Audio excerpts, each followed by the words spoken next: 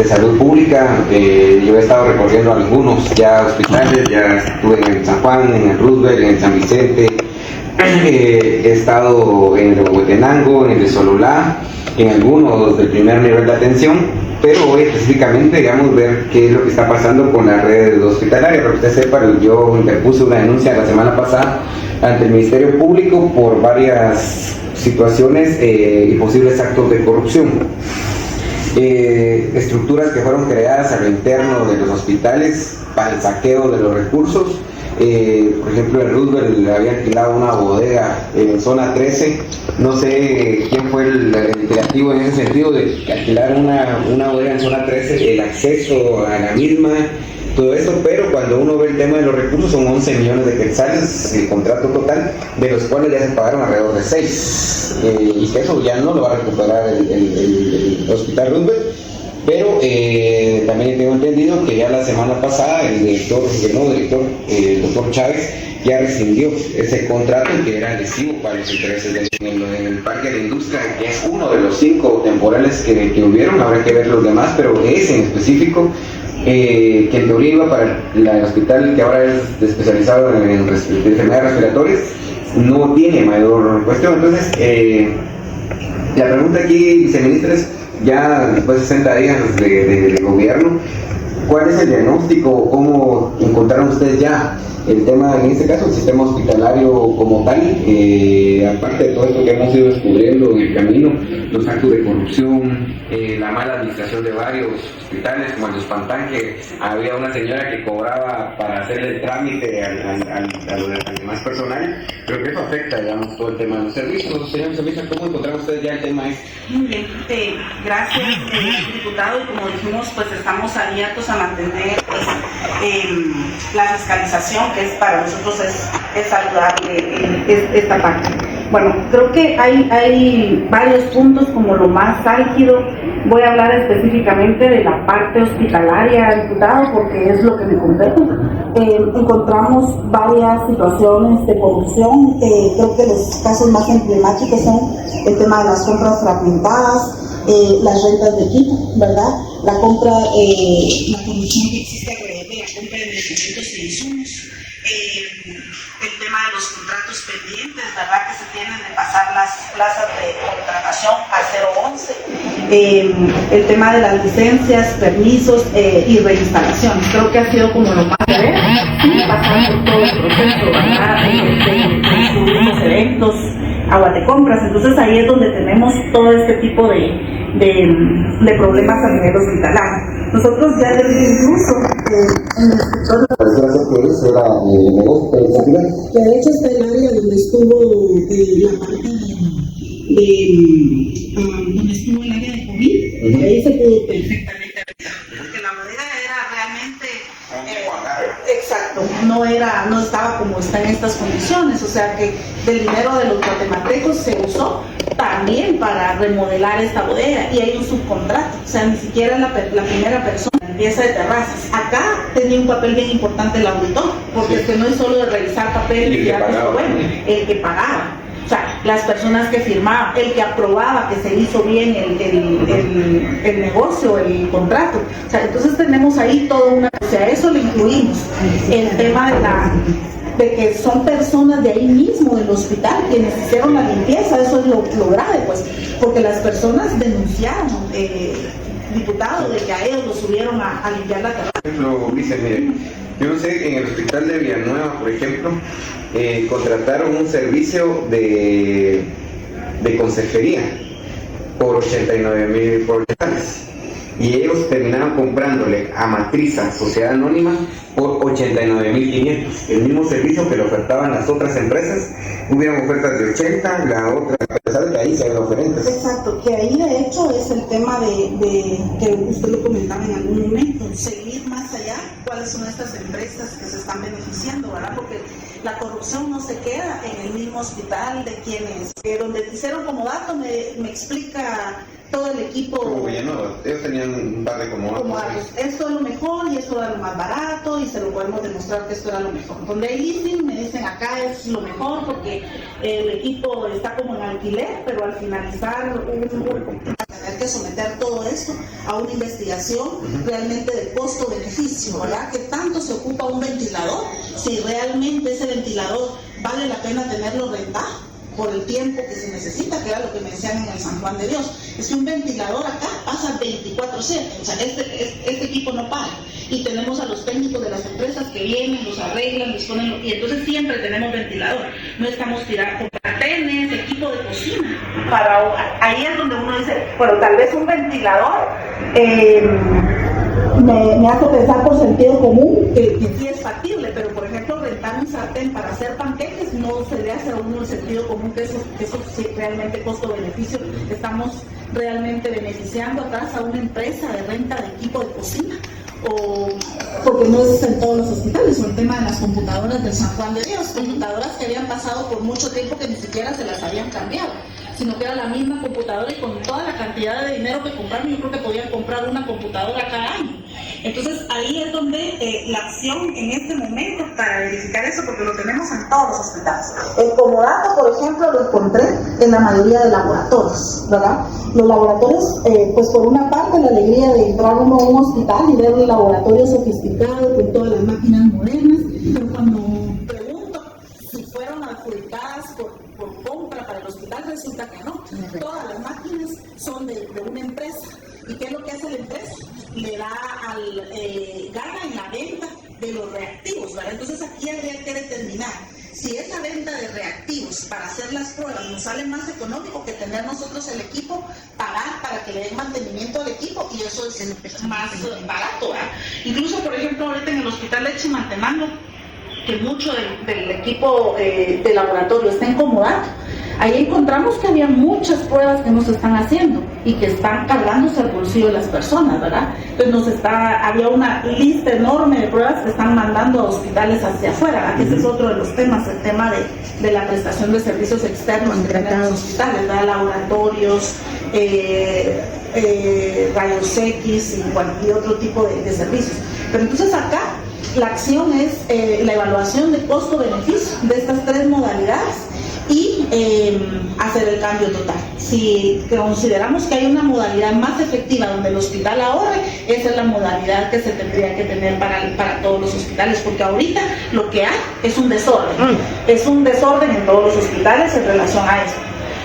Lo que sigue es la parte de la compra de medicamentos e insumos, ¿verdad? La forma en que se está haciendo no es eficiente, por eso fue que encontramos nosotros el desabastecimiento y la crisis de 19 hospitales.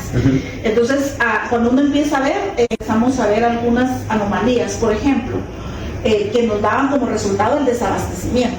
Por ejemplo, un medicamento X, que es un medicamento que no se utiliza mucho, y que, por ejemplo, el tablero siempre está abastecido, porque no se está comprando los medicamentos que se deben. Entonces, ¿qué hay atrás de esto?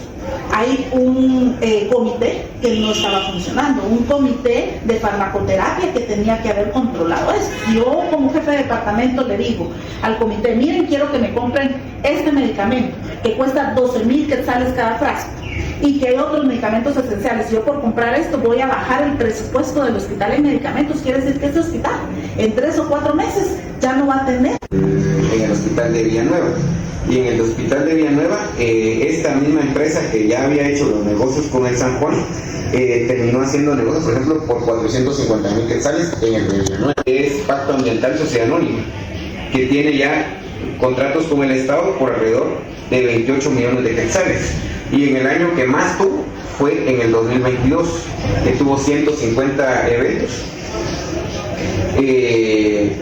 con un total de 13 millones de quetzales. Y por eso digo que fue creada en el 2020. En el 2020, cuando fue creada, tuvo 974,035 quetzales.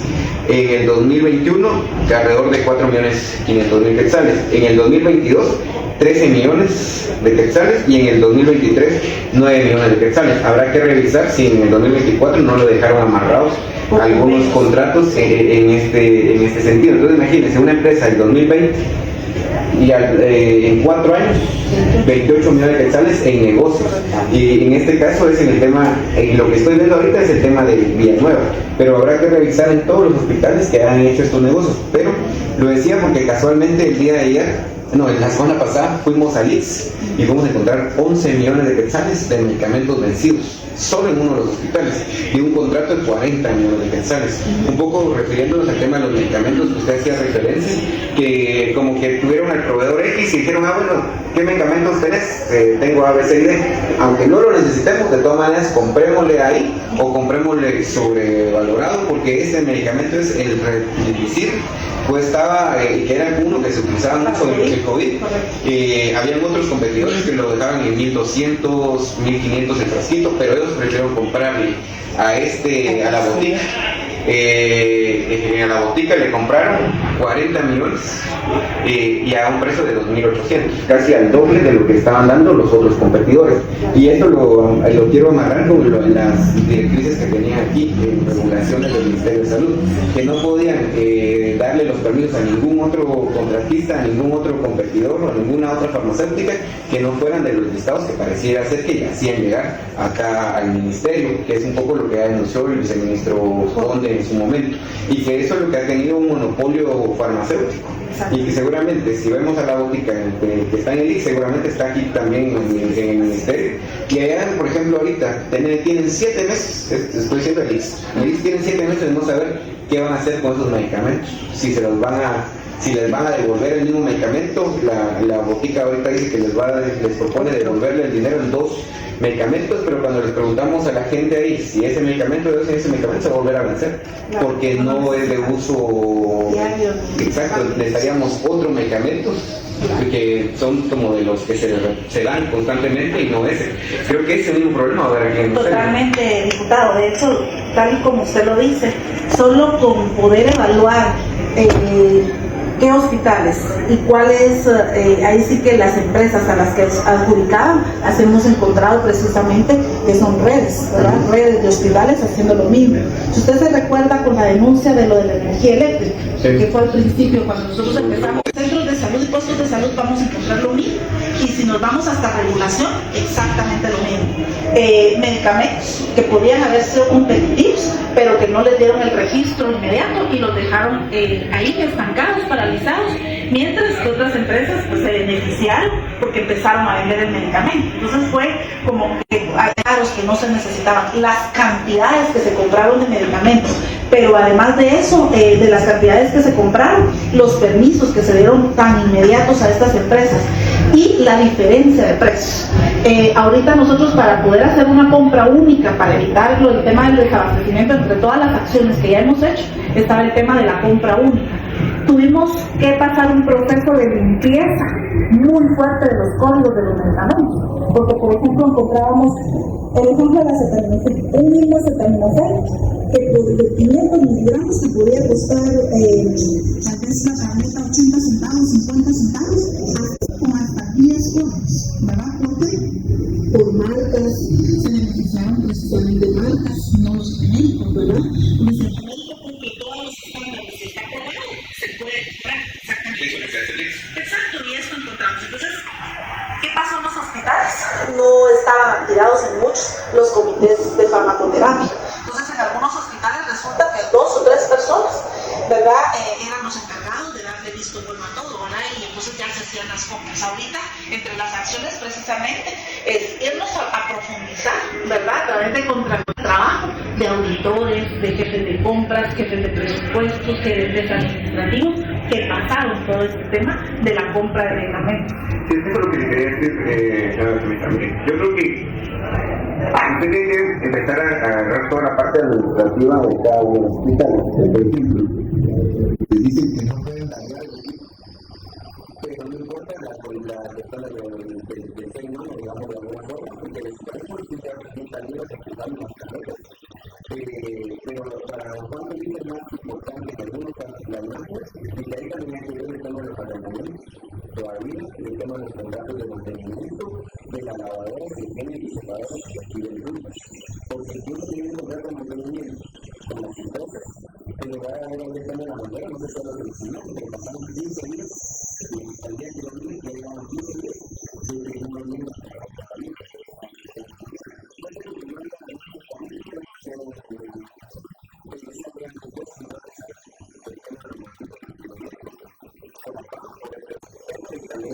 con la ayuda de las compañeras también te ponen un cierto nivel de agresivo en los jefes para el servicio, porque muchas veces son ellas o a ellos los que utilizan para hacer los requerimientos. Si no, por ejemplo, una decía que andaba limpiando terrazas, en casa de cocina, por ejemplo, a petición de la jefa, ahí, la batería que andaba haciendo cosas de requerimientos de los también ustedes o en un lugar por propia iniciativa también pero esto se toda la red hospitalaria, si no vean el tema de los pantanos, por ejemplo, que la compañía que había cobrado para hacer los trámites de pasar de contrato a 0 más, después podemos mover al departamento de la mayoría, en lugar de instituirla, le habían dado eso a todos. Entonces, ese tipo de cosas creo que sí hay que revisar también ese sentido. Y tiene razón en el sentido de que quien hace el requerimiento, no solo de este tipo de necesidades, de remodelaciones, de limpieza, de sanitizaciones, son los jefes de departamento. Y no solo en la parte, por ejemplo, lavandería, cocina, también en los mismos servicios, ¿verdad? Pediatría, neonatología, y desde ahí empieza el tema, ¿verdad? En la compra de medicamentos.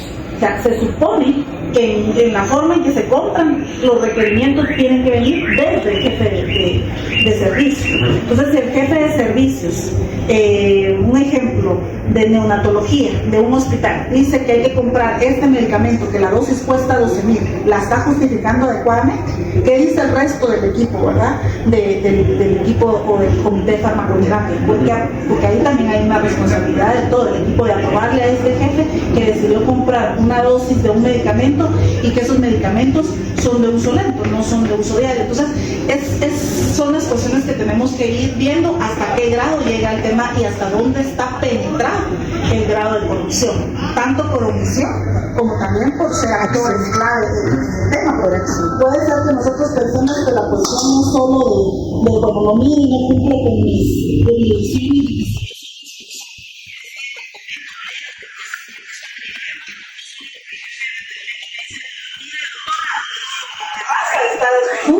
Y aquí firme, yo solo firmo y está bien, señor, ¿verdad? Entonces, ¿cuál terraza? ¿Qué? O sea, ahí sí si estamos responsabilizando de una jefatura y estamos firmando la implicación que eso tiene, ¿verdad? Después con el tema de los contratos pendientes, que es un tema también que encontramos muy duro a nivel de la red de servicios, y es todos los pasos de contratos a 011, ¿verdad? Siempre vamos a velar, porque yo pienso que hay tantos trabajadores en salud pública que son buenos trabajadores, ¿verdad? Yo no digo nada de verdad de estas mujeres en cocina que a las 4 de la mañana están moviendo una olla gigante de frijoles. O sea, hay trabajadores dedicados.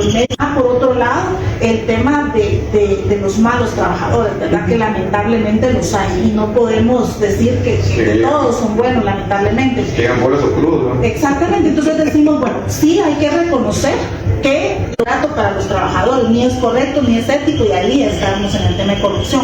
Ahora, lamentablemente, ¿qué fue lo que nos encontramos? Yo sé que hay mucha gente en los hospitales, en los servicios de salud, pidiendo que se hagan efectivo el tema de los pasos del 029 al 011. ¿Por qué paralizamos estos procesos? Porque nos encontramos con gente que sí hizo efectivamente todo su proceso, gente que tiene 4, 5, 6 años, hasta 10 años esperando su plaza 011, y que con justa razón habían hecho su proceso y tenían que ser trasladados. Pero ¿qué encontramos ahí? Gente recién ingresada. Encontramos gente hasta con 6, 7, 8 meses de haber sido contratados y que ya los estaban pasando a 011. Entonces aquí hay otra situación de corrupción, por lo cual se tuvo que paralizar todo el proceso y hacer un análisis. Porque el caso que encontramos precisamente cuando estuvimos en su despacho, ¿verdad?, de Uspantán, que la señora jefa de lavandería era la que estaba vendiendo las plazas, y así en muchos lugares encontramos a esta gente que realmente es un poder alterno, más alto que el director, más alto que cualquiera en el hospital. Es la gente que finalmente maneja el hospital, y aquí tenemos recursos humanos, puede ser gerente administrativo, financiero, los jefes de compras. ¿Quién realmente tiene el poder en ese hospital? Que tiene la capacidad de vender las plazas, de hacer ofrecimientos a la gente para vender las plazas. ¿verdad? Y aquí es donde pedimos y solicitamos a la población y al personal de salud que denuncie y que no sea parte de eso, ¿verdad? Puede ser mucha la necesidad de que después de cierto tiempo yo quiero pasar a un contrato 011, pero hay que denunciar si esas plazas se están vendiendo. Si no hay denuncias, ¿cómo vamos a saber nosotros, incluso la gente que les están cobrando mensualmente, ¿verdad? Se han recibido denuncias donde cada mes hay personas a las que se les paga una cantidad por cierto tiempo, porque precisamente le tienen, ¿verdad? El contrato. Entonces nosotros decimos, miren, que no sea solo un chisme, o sea, mándenos por favor, díganos quién es la persona, denuncie. Y esa es una de las acciones también, diputado, abrir los números de denuncia pública en los hospitales, no solo por el tema de mal servicio, mala atención, sino que por el tema de corrupción. Sí, en el sistema de salud hay varias cosas. Uno, por ejemplo, yo puedo encontrar ahorita en la escuela de enfermería de Cobán, esa está escrita, digamos, o es parte del Ministerio de Salud Pública. Me puede encontrar 4 plazas de 10.000 quetzales, contratos de 10.000 quetzales. Donde en teoría había uno que era como el asistente para el tema tecnológico. Y casualmente fue el compañero que es el jefe del departamento, vamos, fue el único del departamento. Yo le preguntaba a mí, esta persona, ¿qué acciones ha realizado con usted? Eso no me decía qué es lo que yo tenía que ir a hacer, así. Pero él dice que es él, en teoría usted es el que le tendría que haber dado las órdenes a él para ver a dónde tenía que ir a hacer los arreglos o lo que fuera, digamos, en tema de computadoras. No me decía a mí a dónde es que yo tenía que ir. Ese es uno. El otro que era para generar manuales de funcionamiento en esta escuela de enfermería. Y cuando pregunto qué manuales dejó hechos, dejó uno. Y cuando empiezo a ver el tema, que si el mismo equipo de la escuela había hecho el manual. Él solo vino, como que lo había revisado supuestamente, lo firmó y ese era su producto. Y era el que más ganaba. Y eran de los 4 que más ganaban. Y cuando voy a ver las tablas salariales, de hecho eran los que más ganaban, y cuando me encuentro que había necesitaban contratar a una nutrióloga, a una nutricionista, para dar clases, tenía que dar algunos periodos en algunas secciones, pero ella, por ejemplo, tenía un salario de 1.560 para todo el mes, para dar las clases que tenía que dar una profesional graduada, con su colegiado activo y todo. Y el otro 10.000 que ni sabemos si hizo algo en el tiempo que estuvo o no, pero sin embargo la nutricionista, que era la que tendría que haber dado, que daba cursos, que tenía que estar con la gente, 1.560. Y yo le preguntaba a la directora, mire directora, pero hay alguien que le acepte ese salario por venir a dar clases. Siempre hay alguien que cuando está iniciando viene a dar eso, le decía, pero ustedes son una ejecutora, ustedes deben de tener los perfiles, poder incrementar, porque estas 4 personas en realidad eran de las que más ganaban. Creo que incluso la directora ganaba casi lo mismo que ellos, y siendo la directora del establecimiento. Pero lo otro, eso es como un ejemplo. El otro es uno de los criterios que estaba para poder trasladar a las personas de contrato a 011 era el tema del periodo de antigüedad. Luego, los más antiguos eran los primeros que tendrían que haber llegado. Y yo le voy a poner ejemplo cuando fuimos a visitar 2022-23, no me recuerdo ahorita, pero al hospital de Huehuetenango. Se nos acercaron 2 señoras y nos dicen, miren que nosotros queremos nuestra plaza 011, queremos ser 011, ya llevamos 20 años de estar trabajando aquí en el hospital. Pero ¿por qué no? Ustedes son las que primero deben estar. Pero ustedes ven el director que no podemos todavía. ¿Por qué? Porque era el director el que estaba tomando la decisión de quiénes sí, quiénes no, y ellos eran los que mandaban el listado. Entonces, por ejemplo, el mismo caso es con el director de Cobán, de ahí, y la compañía de recursos humanos que tienen ahí en el hospital de Cobán. Ellos eran como que los que armaban 10, 15, 20 años, los que siguen teniendo esa cantidad y que hasta el día de hoy siguen sin ser 011, que uno de los criterios era cabalmente eso. Y otros que politizaron el tema del traslado de 011, que ese es el otro tema. Algunos exdiputados que vinieron y decían, miren, estos son los que tienen que pasar ustedes a 011. Aquí está el listado, ahorita me los contratan por contrato y de una vez ven cómo me los pasan a 011. Eso también ha pasado. Y qué bueno que, digamos, el proceso se revise. Y también, porque incluso aquí en la 201 dejaron muchos entre noviembre y diciembre, y unos todavía en enero de este año, con esas características, que los dos niveles allá en el departamento, mientras la gente endeudándose para pagar la cuota. Así es, diputado, tiene que reunir todas las características, pasar el proceso, incluso hay un proceso de evaluación y un comité debería de ser, un comité de acreditación es el que realmente pasa el proceso con estas personas. Y usted mencionó el tema de las escuelas de enfermería. Y eso nos encontramos ahorita porque muchos de los tenemos un hospital que está financiando contratos de escuelas de enfermería que ni siquiera se están produciendo enfermeras hospitalarias, sino que enfermeras rurales. O sea, sí beneficia a la población, por supuesto, pero debería ser en el primer nivel. Y hablando de contrataciones, Y bien, hasta acá el video de hoy. Recuerden que ustedes tienen la última opinión que pueden dejar acá abajo en la cajita de comentarios. Dicho esto, nos vemos hasta el siguiente video. Adiós.